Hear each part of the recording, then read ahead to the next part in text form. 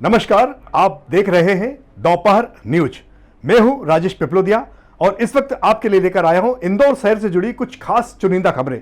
हम खबरों का सिलसिला आरंभ करें इसके पहले आपसे निवेदन है कि कृपया हमारे चैनल को आप सब्सक्राइब जरूर कर लेवे। तो लीजिए पेश है इंदौर शहर से जुड़ी कुछ खास चुनिंदा खबरें। मंगलवार को इंदौर नगर निगम की टीम ने इंदौर के गुरुद्वारा इमली साहिब की दुकानों को सील कर दिया क्योंकि इन पर बड़ी मात्रा में टैक्स बकाया था। वहीं बिजली कंपनी की टीम ने विजयनगर क्षेत्र स्थित मंगल माल को सील कर दिया। मंगल माल पर बिजली कंपनी की 30 लाख रुपए की राशि बकाया थी। इंदौर नगर निगम, जिला प्रशासन, बिजली कंपनी और इंदौर विकास प्राधिकरण सहित अन्य कुछ सरकारी विभागों ने लक्ष्य पूर्ति के आंकड़े को पार करने के लिए वसूली अभियान तेज कर दिया है। अलग अलग टीम बनाकर बकायेदारों के घर टीम पहुंच रही है और बकाया कर की वसूली सख्ती के साथ की जा रही है। बकाया राजस्व वसूली नहीं करने वाले के घर, मकान, दुकान आदि संस्थानों पर ताले लगाकर उन्हें कुर्क भी किया जा रहा है। समाजवादी पार्टी के सांसद रामजी लाल सुमन के द्वारा राणा सांगा के खिलाफ दिए गए विवादित बयान को लेकर उक्त सांसद की चारों तरफ निंदा की जा रही है। इंदौर में भी सांसद रामजी लाल सुमन के बयान का विरोध देखने को मिला है। करणी सेना भारत द्वारा शहर के रिगल तिराहे पर सांसद रामजी लाल सुमन का पुतला दहन किया गया। इसके पहले करणी सेना ने भारत के सैकड़ों कार्यकर्ताओं, अन्य पदाधिकारियों ने सांसद रामजी लाल सुमन के खिलाफ जोरदार नारेबाजी भी की।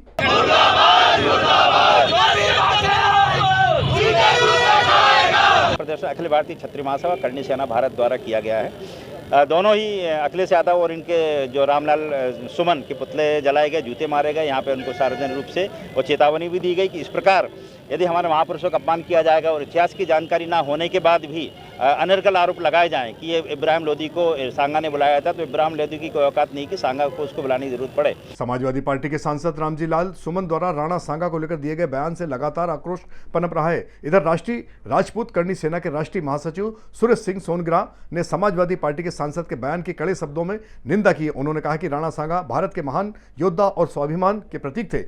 यदि रामजी लाल सुमन द्वारा सार्वजनिक रूप से माफी नहीं मांगी गई तो राष्ट्रीय राजपूत करणी सेना उन्हें सबक सिखाने का काम करेगी। और यदि इस बयान के ऊपर माफी नहीं मांगी, कसम भगवती की, राजपूत और राजपूत करणी सेना, श्री राष्ट्रीय राजपूत करणी सेना इसको सबक सिखाएगी। और मुंह काला तो काला, इसको ऐसा सबक सिखाएगी कि जीवन में कभी भी, लाइफ में कभी ऐसा बयान देगा भी नहीं। जैन समाज से जुड़े वैवाहिक मामलों की सुनवाई और निराकरण हिंदू विवाह अधिनियम के तहत ही होगा, यह कहते हुए मध्य प्रदेश हाईकोर्ट की इंदौर खंडपीठ ने कुटुंब न्यायालय के एक फैसले को पलट दिया है। कुटुंब न्यायालय ने एक जैन दंपति द्वारा दायर तलाक के लिए प्रस्तुत याचिका को यह कहते हुए निरस्त कर दिया था कि केंद्र सरकार द्वारा जैन समाज को अल्पसंख्यक समुदाय घोषित किया गया है, इसकी सुनवाई हिंदू विवाह अधिनियम के तहत नहीं हो सकती है। इस फैसले के खिलाफ हाई कोर्ट में अपील की गई थी। हाई कोर्ट ने दिए अपने फैसले में कहा कि जैन समाज के वैवाहिक मामले हिंदू विवाह अधिनियम के तहत ही सुने जाएंगे। सुनवाई के दौरान हाई कोर्ट में संविधान में हिंदू की परिभाषा का हवाला देते हुए कहा गया कि उसमें जैन भी शामिल है। उत्तराधिकारी अधिनियम में भी जैन धर्मावलंबियों को शामिल किया गया है।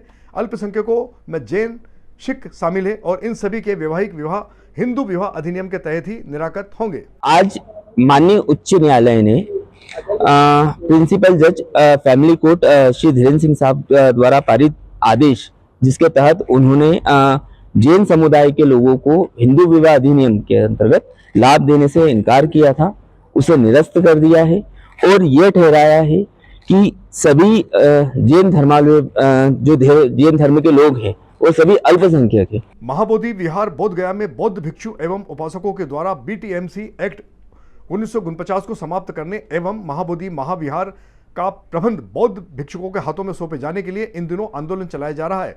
महाबोधि विहार मुक्ति आंदोलन को समर्थन देते हुए इंदौर के कोली समाज के संगठन से जुड़े प्रतिनिधियों ने अखिल भारतीय कोली समाज के राष्ट्रीय कार्यकारिणी सदस्य वीरांगना झलकारी महासंघ के राष्ट्रीय अध्यक्ष प्रकाश महावर कोली के नेतृत्व में इंदौर संभाग आयुक्त कार्यालय पर एकत्रित होकर महामहिम राष्ट्रपति के नाम ज्ञापन भेंट किया है। इस अवसर पर प्रहलाद टटवाल, ओम प्रकाश धीमान, कैलाश चंद चौधरी, अशोक वर्मा, महेश वर्मा, नवीन वर्मा, कमल धीमान सहित अन्य लोग मौजूद थे। 1950 के एक्ट के तहत जो समिति बनी है उसमें 2 ब्राह्मणों का भी समावेश किया गया है, जो मनमानी करते हुए भगवान गौतम बुद्ध की जो प्रतिमाएं हैं उन प्रतिमाओं पर नाना प्रकार के वस्त्र पहना करके उनको हिंदुओं के देवी देवता बना रहे हैं और बोध गया में पूरा ब्राह्मणवादी विचारधारा को लागू करने का प्रयास कर रहे हैं। गौतम बुद्ध की तपोभूमि महोबुद्धि महाविहार पर लागू BT एक्ट 1949